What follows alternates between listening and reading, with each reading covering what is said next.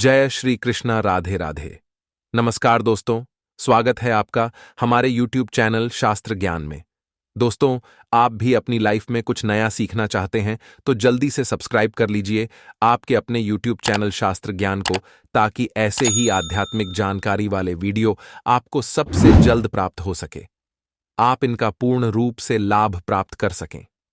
दोस्तों, हमारे हिंदू संस्कृति में प्रत्येक घर में प्रतिदिन पूजा पाठ करने की परंपरा है, और इसके लिए सभी अपने घरों में अपने आराध्य देवता का छोटा ही क्यों ना हो, लेकिन एक मंदिर अवश्य ही बनवाते हैं। नियमित पूजा पाठ करने से न केवल मानसिक शांति मिलती है, बल्कि पूरे घर में सकारात्मक ऊर्जा भी व्याप्त हो जाती है।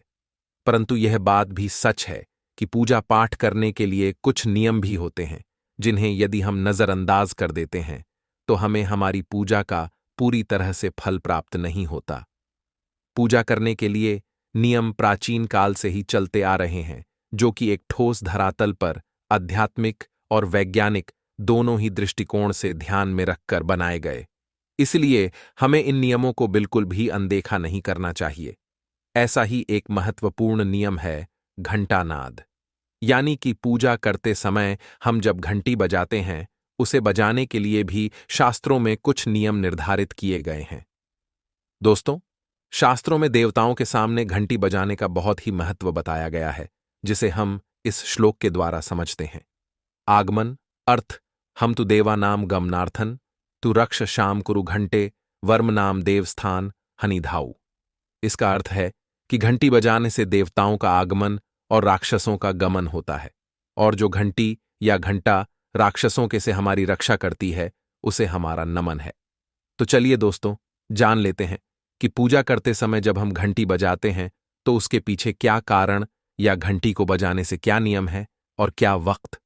घंटी बजाते समय होने वाली गलतियां कौन सी है, घंटी को बजाने के क्या नियम हैं, और पूजा के वक्त घंटी बजाते समय होने वाली गलतियां कौन सी है, जो कि हमें भूल कर भी नहीं करनी चाहिए। दोस्तों, क्या आपने कभी अपने घर के मंदिर में रखी हुई घंटी को ध्यान से देखा है? अधिकांश लोग इसका उत्तर नाम में ही देंगे, परंतु ध्यान से देखिए तो आपको इस घंटी के ऊपरी हिस्से पर, यानी जहां से हम इसे पकड़ कर, उस पर गरुड़ बना हुआ दिखाई देता है। अंत घर पर जो हम घंटी इस्तेमाल करते हैं, उसके गरुड़ घंटी कहा जाता है। दोस्तों, पूजा करते समय गरुड़ घंटी का उपयोग भगवान को आमंत्रित करने का, अर्थात भगवान को आह्वान करने के लिए किया जाता है, जिससे एक सुंदर ध्वनि से भगवान का आह्वान करने का आभास होता है। जब हम विधि विधान से पूजा करते हैं तो उसमें घंटी का उपयोग अवश्य रूप से करते हैं। पूजा प्रसन्न होने पर आरती करते समय विशेष रूप से घंटा नादान होना चाहिए, नहीं तो हमारी आरती अधूरी मानी जाती है। परंतु हमसे अधिकांश लोग इसे मात्रा में सामान्य प्रकृति मानते हैं और पूजा करते समय घंटी बजाना भूल जाते हैं। तो आइए जानते हैं उन नियमों के बारे में। पहली बात दोस्तों, हमारे शास्त्रों में यह मान्यता है कि दृष्टि में निर्माण के समय सबसे पहले जो बड़ी सी ध्वनि निकलती थी, वह घंटी की आवाज के समान सुनाई दी थी। घंटी की ध्वनि में ओमकार नाथ का भी आभास होता है, इसलिए घंटी को ईश्वर की आवाज मानते हुए पूजा में स्थान मिला है। इसीलिए घंटी का कभी भी अपमान न करें, और जिस तरह से देवी देवताओं की पूजा की जाती है, वैसे ही घंटी की भी पूजा करनी चाहिए।